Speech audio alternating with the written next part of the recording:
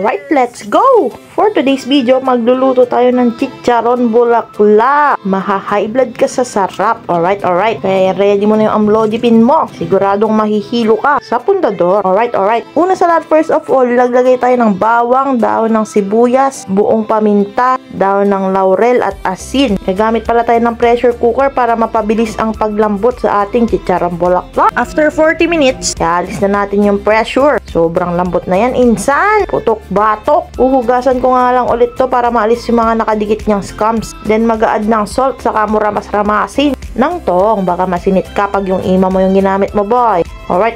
Habang pinapalamig nga yung mga bulaklak, gagawa na tayo ng sausawan. Sibuyas, sili, bawang, paminta, suka na puti, at hindi mawawala yung asukal, pambalan sa asim at asin. Napakasolid nga ng sausawan natin, mga kapulutan. Magpapainit na rin tayo ng mantika sa ating talyasi at isa-isa nating ilalagay yung mga bulaklak. Habang hindi pa nga mainit yung mantika, ilagay na natin yung bulaklak. May napanood kasi ako, mas crispy daw pag ganito at hindi ka pa matatalsikan ng mainit na mantika. Dahan-dahan na nga magiging crispy ito. Ikakat natin into bite size, baka makumpo tayo kung pumulutan, parang wala nang bukas. At nung nag-brown na, set aside. Tapos na ang ating first fry. Isi-second fry naman natin to, mga kapulutan, para mas crispy talaga. Kita nyo yan, napaka-solid nyan. Papalamigin lang natin yung mga bulaklak, then papainitin natin ulit yung mantika ng 1755 degrees Celsius. Charot, basta mainit hanggang maging crispy yung mga bulaklak. Solid na yan, mga kapulutan. Isa nga to sa mga nakakatakot na pulutan. Baka kasi di ka na magising kinaumagahan.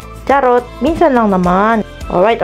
Ready nang tikman ng chicharon bulaklak na may solid na sausawan. Maraming bawang, pangontra high blood. Napakasarap nga nito, mga kapulutan. First bite. Ang crispy, ang sarap, boy! Second bite, kukuha tayo ng medyo malaki-laki at damihan natin ng sili at sibuyas. Hindi ko na nga mapigilang sumubo dyan. Gusto na, boy! Dapay bisita madamdama. Tilmon ka nga, tilmon si ka. Gusto ko na, good! Last bite para sa inyo, mga kapulutan. Kasi sisave pa natin to at mamumulutan ng mga bisita natin for today's video. Nagbigay nga sila ng pundador for today's inuman session. Pundador, baka naman. Pero wag kang magtampo, Ginebra, ikaw pa rin favorite ko. At dahil nga nag 10k followers tayo, meron nga tayo napiling isang winner ng pulutan at alak. Pero di daw niya maklaim, kaya Gcash na lang. Congratulations, Miss Shaina. Ito na ang iyong pang-inom at pang-lechon manok. Nag-like, comment, share lang. At finalo niya ang ating page, Pulutan ng Ina Mo. Kaya kayong mga nanonood, pwede kayong manalo. Namimigay tayo ng 2x2 dito. Alright.